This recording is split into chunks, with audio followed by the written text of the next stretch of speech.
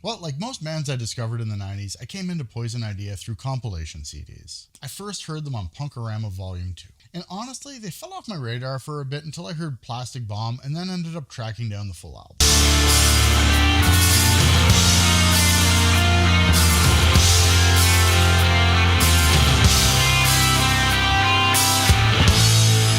Poison Idea was one of those bands that helped me transition from skate punk and the metallic hardcore of the 90s to classic hardcore bands like Minor Threat and Slapshot, to youth crew bands like Gorilla Biscuits and Chain of Strength. And I'm not looking to start a debate on what youth crew is either.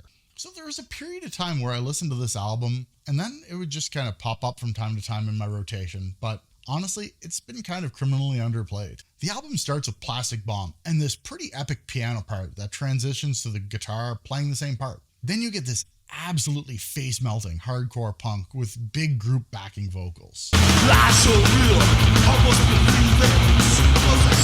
I couldn't shake my head, look me in the eye, smile at me, waste all my head. Pig Champion's palm-muted playing almost sounds like somebody taped a pick to the end of a drill. It's just so fast and insanely tight. While there definitely are a few standout songs on this album, you really are hard-pressed to find a bad song. Everything on this album sounds huge and raw.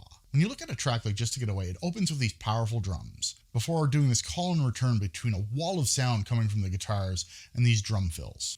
I threw this album on for a refresher while I was writing this. And honestly, this track is so catchy for a hardcore punk song, I still know all the words, and I was singing along.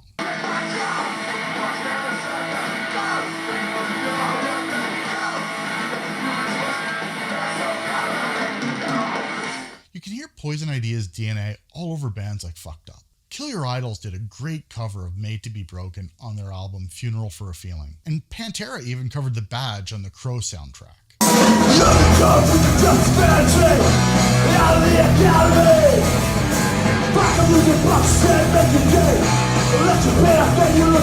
Poison Idea was one of those bands that the bands you loved listened to.